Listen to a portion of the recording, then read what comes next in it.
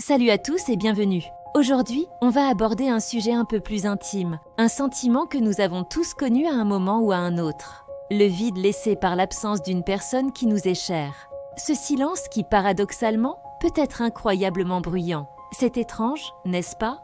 Comment quelqu'un qui n'est plus là peut occuper autant de place dans nos pensées, dans notre quotidien? Chaque coin de rue, chaque chanson qui passe à la radio, chaque odeur familière peut soudainement devenir un rappel poignant de ce qui n'est plus.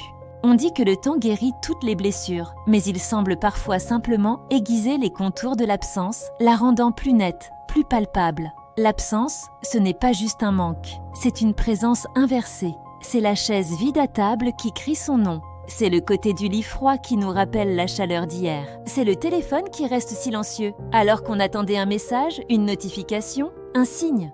Dans ce silence, nos souvenirs se mettent à parler, à murmurer, et parfois même à hurler. On se surprend à revivre des conversations, à revoir des sourires en boucle dans notre esprit. Ces souvenirs, autrefois source de joie, deviennent des trésors doux amers. On s'y accroche, parce qu'ils sont tout ce qu'il nous reste, mais ils nous rappellent aussi la distance infranchissable qui nous sépare désormais de ces moments. Chaque souvenir est une petite étincelle qui éclaire la nuit de la solitude, mais qui souligne aussi sa profondeur. On essaie d'avancer, de remplir ce vide. On sort, on voit des amis, on se plonge dans le travail.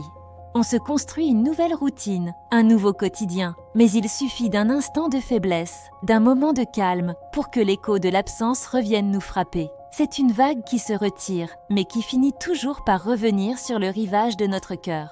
La solitude qui accompagne cette absence est particulière. On peut être entouré de monde et se sentir profondément seul, parce que la seule présence qui pourrait combler ce vide n'est plus là. C'est une solitude qui ne se mesure pas au nombre de personnes autour de nous, mais à la qualité de la connexion que l'on a perdue. On apprend à vivre avec, à apprivoiser ce fantôme qui marche à nos côtés. Et puis, il y a la douleur, parfois sourde, parfois aiguë. Elle se loge dans la poitrine, un poids constant qui nous rappelle ce cœur brisé. On a l'impression que personne ne peut vraiment comprendre, car chaque histoire, chaque perte est unique. On sourit en public, on fait bonne figure, mais à l'intérieur, une partie de nous est en deuil. Pourtant, et c'est là que je veux en venir, même dans cette tristesse, il y a une forme de beauté.